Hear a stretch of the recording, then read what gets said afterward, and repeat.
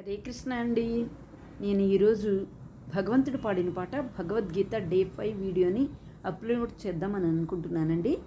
ఈ వీడియోని కూడా స్కిప్ చేయకుండా వీక్షిస్తారని ఆశిస్తున్నాను. నేను ఈ ఛానల్ని స్టార్ట్ చేసింది భగవంతుడి గురించి నాకు తెలిసిన జ్ఞానాన్ని మరి కొంతమందికి షేర్ చేయాలనే ఉద్దేశంతోనే ఈ ఛానల్ని స్టార్ట్ చేశానండి. మీరు కూడా నా ఛానల్ని సబ్స్క్రైబ్ చేసి షేర్ చేసి మీ సజెషన్స్ని కామెంట్స్ రూపంలో నాకు తెలియజేస్తారని ఆశిస్తున్నాను. ప్రతి ఒక్కరికి నేను సమాధానం ఇస్తానండి. అన్ని కామెంట్స్ను చదివి సమాధానం ఇవ్వడానికి ప్రయత్నిస్తాను. హరే కృష్ణ అండి. ఇంకా వీడియో స్టార్ట్ చేయనా?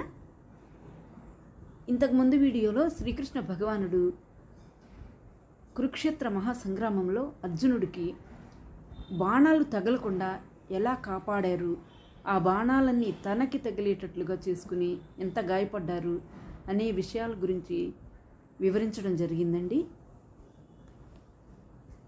బాణాలన్నీ శ్రీకృష్ణుడికి తగిలాయండి, చాలా బాణాలు.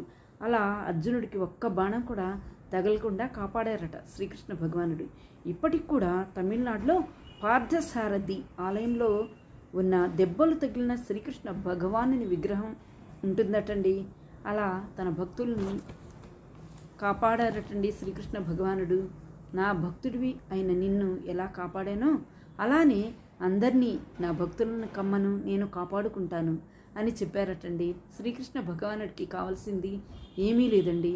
మనం ప్రేమగా భక్తియుత సేవ చేస్తేనే ఆయన కరుణ మనపై ఉంటుంది, ఆయన కృప మనపై ఉంటుందండి. శ్రీకృష్ణ భగవానుడు చాలా భక్త సులభుడండి. భక్తి చేస్తే చాలు అన్నీ ఆయన చూసుకుంటారు. భక్తుల కోసం ఎంత కష్టమైన భరించి కాపాడుకుంటారండి శ్రీకృష్ణుడు. నిజమైన మానవ జీవితానికి పరమార్థం ఏమిటో తెలుసా అండి? భగవంతుడిని తెలుసుకోవడం. మనకు మానవ జన్మ ఎందుకు వచ్చిందో తెలుసా అండి?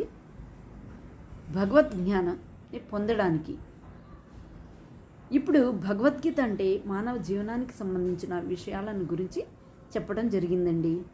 భగవద్గీతలో 5 తత్వాల గురించి భగవద్గీతలో చెప్పారట.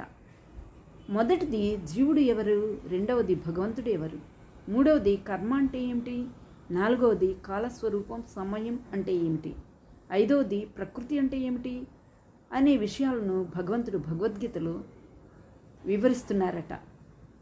జీవుడు ఎవరు, అసలు మనం పుట్టిన తర్వాత అంత్యమున ఎక్కడికి వెళ్ళాలి అనే విషయం మనకు తెలుసుకోవాలి కదండి.